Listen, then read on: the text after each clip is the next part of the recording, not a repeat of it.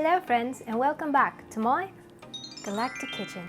In today's video, we're going to get completely wasted. No, we're not. In today's video, we're going to make one of the quickest and easiest plant-based recipes, pesto pasta. This recipe is perfect for anyone either getting started on their plant-based journey or if you're just looking for a quick meal. In today's recipe, I'm going to add 1 avocado to give it a bit of creaminess and some nutritional yeast for a bit of cheesy flavour. I like to start this recipe by toasting the nuts. So when you toast the nuts, it helps release some of the nutty flavour into your pesto. Place the nuts in a pan on low to medium heat and toast until golden brown.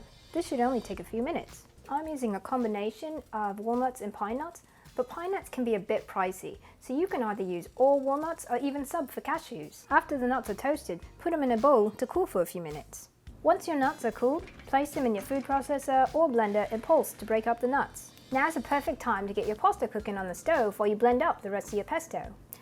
Today I'm using a gluten-free brown rice and quinoa pasta, but you can go ahead and use any pasta that works for your diet. When your pasta's done, drain and lightly rinse to prevent the noodles from sticking together, especially if you're using gluten-free pasta.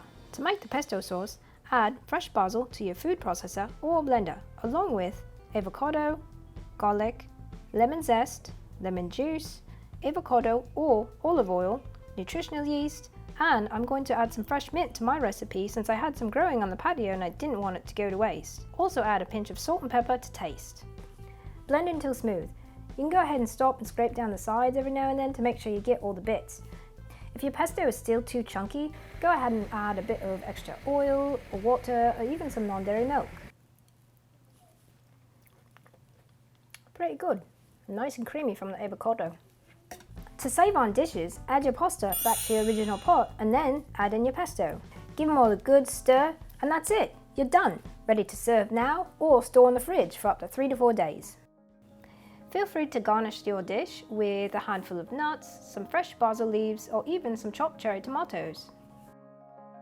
So what's great about pesto recipes is that you can really customize them to your taste and your diet. Say you change out the nuts for seeds if you can't do nuts, or you can change out the oil for more water, lemon juice, or even some aquafaba.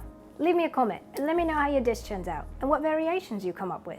Remember, be like pesto. Customizable, maybe a bit nutty, maybe not that. Either way, be yourself. Stay weird and well, my earthling friends, and I'll see you again in the Galactic kitchen.